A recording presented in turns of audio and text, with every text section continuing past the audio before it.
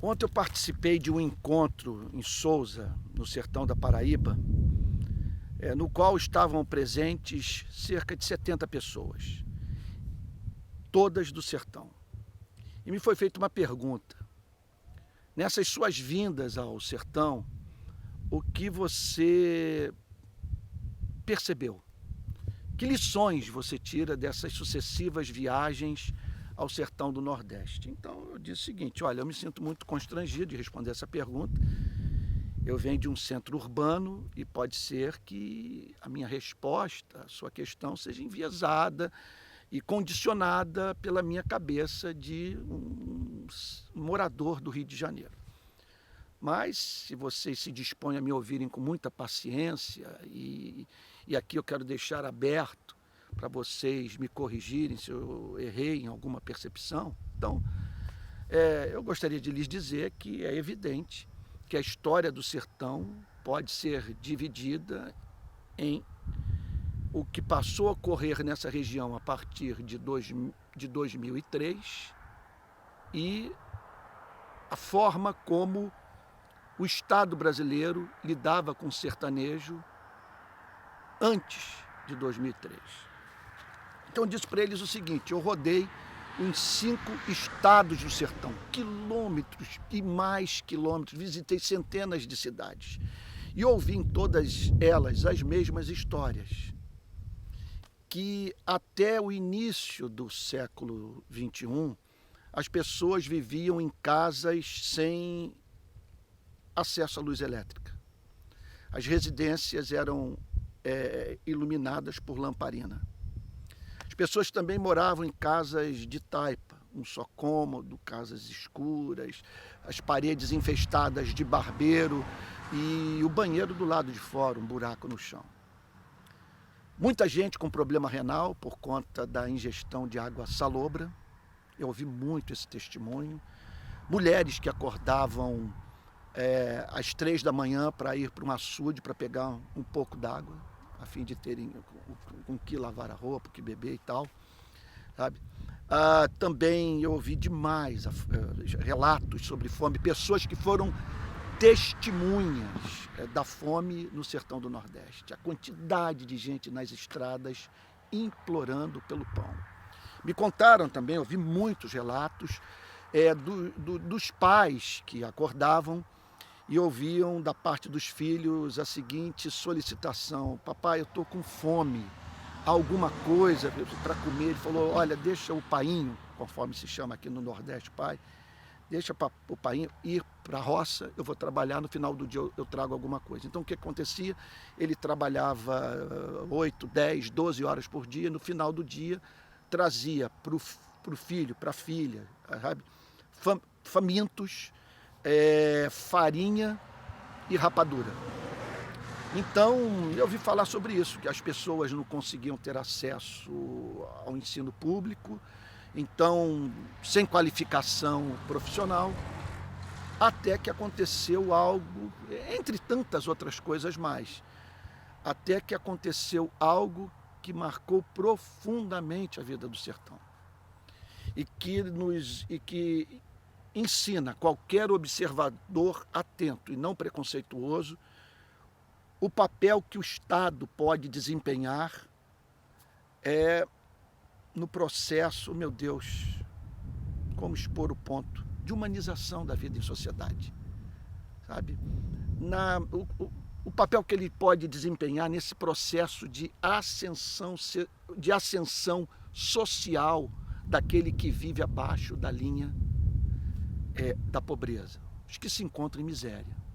Na verdade, a descrição que me fizeram sobre o sertão nos anos anteriores ao século XXI foi muito parecida com o que eu encontrei na África, especialmente em Moçambique, onde eu testemunhei a mais severa pobreza de toda a minha vida. Pessoas vivendo de uma agricultura de subsistência, pessoas que comem o que plantam. Se houver uma seca, uma inundação, morrem literalmente de fome. E aí então políticas públicas foram implementadas nessa região. E aí eu disse ontem para esse grupo lá, repito, em Souza, olha, me disseram o seguinte, que de repente luz elétrica chegou no sertão inteiro. Me disseram também que cisternas foram construídas. A água caía no telhado, escorria para as calhas, que por sua vez jogava a água da chuva em cisternas. E aí o sertanejo tinha água para o ano inteiro. Me falaram também da criação dos institutos federais e educação pública de qualidade sendo oferecida ao sertanejo, de modo que hoje nós temos sertanejo com doutorado. Uma coisa impressionante isso. Me falaram também do fim da fome. Então, pessoas passaram a ter acesso ao pão em razão do socorro prestado pelo governo federal. Algo extraordinário. Olha, o impacto foi tamanho que, a partir dessa política pública que veio a ser chamada de Bolsa Família, o sertanejo, quando vinha para um lugar como esse para trabalhar, veja só, ele passou a receber o que não recebia. Ele ficava aqui 10, 12 horas por dia para ganhar R$5. A partir do Bolsa Família, o pagamento pela jornada diária de trabalho passou para 45.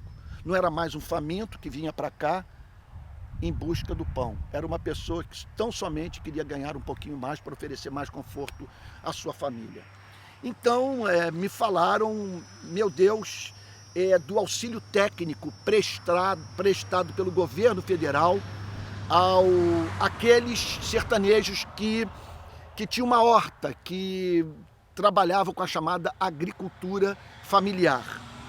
Tem mais coisa que eu poderia falar. Então, eu já falei da luz, eu já falei das cisternas. Ah, sim.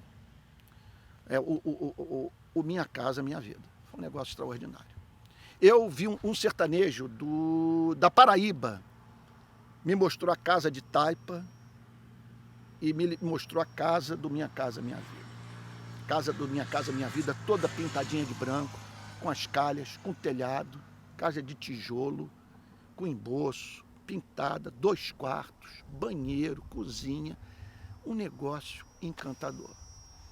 Então, agora, hoje eu percebo, eu falei isso ontem para eles, hoje eu percebo um gargalo, porque as políticas públicas implementadas pelo governo federal a partir de 2003 possibilitaram o sertanejo a botar o pé no primeiro degrau da escada da ascensão social. Ele se livrou da agricultura de subsistência, de ficar à mercê da natureza, do tempo. Contudo, hoje, percebe-se uma imensa carência da presença da indústria e do comércio. O desemprego é a grande tragédia hoje do sertão. Então, uma das moças que eu entrevistei, que terminou o seu doutorado no Instituto Federal aqui do Sertão, ela disse para mim, olha, eu fiz o que me cabia fazer, concluí meus estudos, obtive o meu doutorado, contudo, eu não tenho emprego. Portanto, hoje o desafio é o governo federal trabalhar duro nessa região a fim de atrair o empresário, indústria e comércio, de modo que o emprego seja oferecido a essa gente. Há muito o que falar sobre isso, que precisa ser feito. Agora, uma coisa me chama a atenção, são essas cercas aqui. O sertão inteiro é cercado, sabe? Latifúndios, que estão nas mãos de coronéis, improdutivos. Você não vê um pé de laranja. É impressionante. E uma terra que pode florescer. Basta haver investimento, abertura de poços, por exemplo, e uma ampla reforma agrária.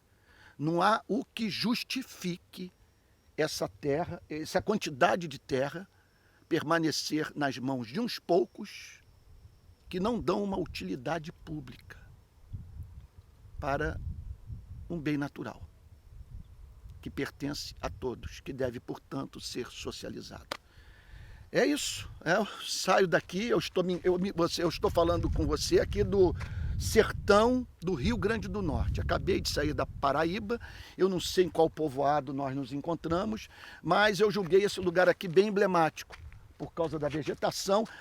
Nessas últimas vindas para cá, foi o dia assim que foi. Eu não me lembro de nos últimos anos ter encontrado a terra tão seca. Vi muito incêndio por aí, muito sinal de que a caatinga pegou fogo, tá bom? E essa cerca para mim, que é bem emblemático do atual momento do sertão do Nordeste. Agora, muita gente preciosa, muita gente trabalhadora, muita gente que não quer viver de Bolsa Família, que quer ganhar autonomia, se tornar dona da sua própria história.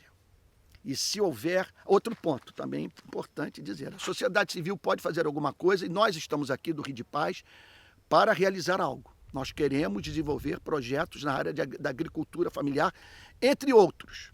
Agora, sem o Estado, esqueça.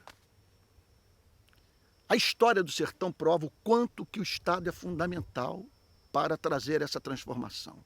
E os desafios hoje dessa região do país, composta por milhões de brasileiros, capazes de deixar uma marca na história, de contribuir de modo significativo para o desenvolvimento da nossa nação. Essa área gigantesca, com essa gente preciosa, perdoe repetir, carece de políticas públicas. E é o que eu espero que o governo federal leve a cabo nos próximos anos. Nós estamos aqui justamente para pedir isso. Tá bom? Muito obrigado pela sua atenção. Maus governos matam. Bons governos salvam vidas. E não dá, num país com esses bolsões de miséria, governar sem pensar nos milhões que se encontram em estado de privação, de exclusão e vulnerabilidade.